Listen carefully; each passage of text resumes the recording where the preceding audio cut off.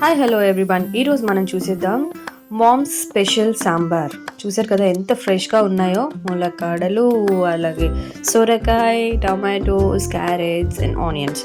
చాలా ఫ్రెష్గా ఉన్నాయి వెజిటేబుల్స్.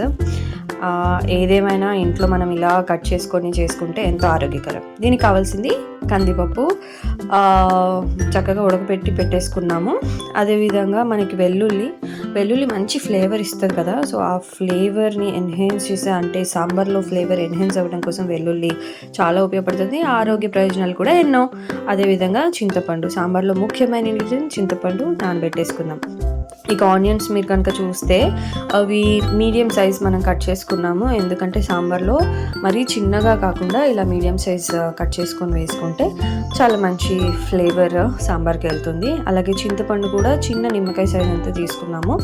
అండ్ ఇప్పుడైతే కడాయి పెట్టేసుకొని ఆ కడాయిలో మనం ఒక 2 స్పూన్స్ ఆఫ్ ఆయిల్ వేసుకొని ఫస్ట్ ఎండుమిర్చి, అదేవిధంగా తాలింపు దినుసులు మనం ఏవైతే అన్నీ వేసుకుంటామో అలాగే వేసేసుకోవాలి. అండ్ ఎండుమిర్చి ఆయిల్లో కొంచెం ఫ్రై అయిన తర్వాత మనం వెంటనే పచ్చిమిర్చి వేసేస్తాము. బేసికలీ ఈ పచ్చిమిర్చి అందరూ కూడా తర్వాత వేసుకుంటారు, ఎందుకంటే చిటపట అంటాయని. కానీ మా అమ్మగారు అయితే ఈ పచ్చిమిర్చిని ఆయిల్లోనే వేసేస్తుంది, అప్పుడు మంచి ఫ్లేవర్, ఆ పచ్చిమిర్చి ఫ్లేవర్ కర్రీకి వెళ్తుంది అని చెప్పేసి. అండ్ ఆ తర్వాత ఆనియన్స్ వేసేసుకున్నాము.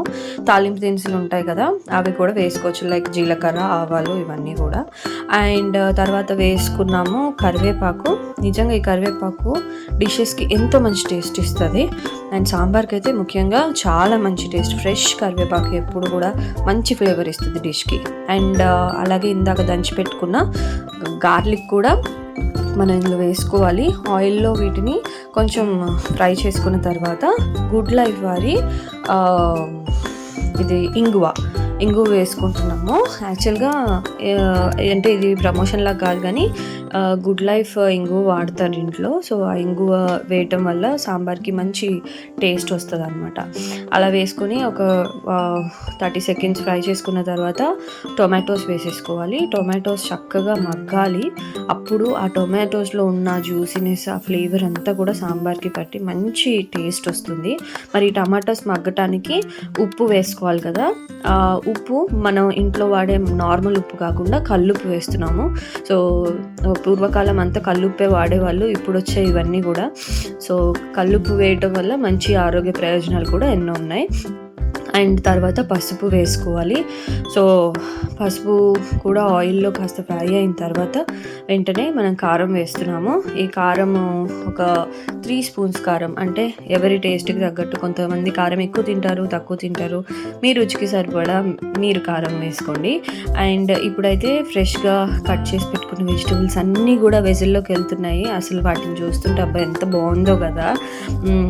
ఎట్లయినా సరే, ఎంతైనా ఇంట్లో చేసుకొని తింటే అవి ఆరోగ్యానికి చాలా మంచిది. ఇలా అయితే మనం హైజీనిక్గా ఫ్రెష్గా మనం చేసుకొని తిన్నప్పుడు ఆ సాటిస్ఫాక్షన్ కూడా ఉంటుంది. సరే, ఇవన్నీ మనము వేసేసుకున్న తర్వాత వెజిటబుల్స్ అన్నీ వేసుకున్నాక కింద మాడకుండా కోసం కొంచెం వాటర్ పోసేసుకొని కొంచెం కలిపేసుకొని లిడ్ పెట్టేసుకొని ఒక 5-10 మినిట్స్ దాన్ని వదిలేయాలి, ఎందుకంటే అంత మగ్గాలి కదా.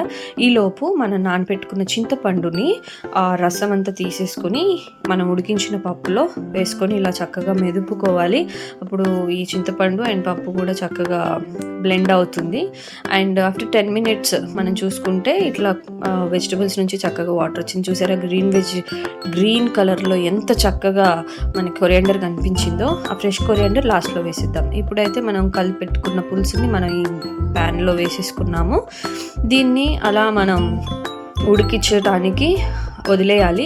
అంతకన్నా ముందు ఇందులో కొన్ని ఇంగ్రీడియంట్స్ వేసుకోవాలి. అదేంటంటే సాంబార్ పౌడర్. జనరల్లీ ఎన్టీఆర్ సాంబార్ చాలా బాగుంటుంది, ఆచి సాంబార్ కూడా బాగుంటుంది. సాంబార్ మసాలా పౌడర్ అది కొంచెం లైట్గా వేసుకోవాలి. కొంచెం బెల్లం ముక్క వేసుకొని ఆ తర్వాత ఫ్రెష్గా మనం ఇందాక చూపించిన కొత్తిమీరని ఉడుకుతున్న సాంబార్లో వేసేసుకొని ఒక 5-10 మినిట్స్ అలా వదిలేసేయాలి. ఇప్పుడు చూసారా, చాలా యమ్మీ అండ్ టేస్టీ సాంబార్ రెడీ అయిపోయింది సర్వింగ్కి. Thanks for watching.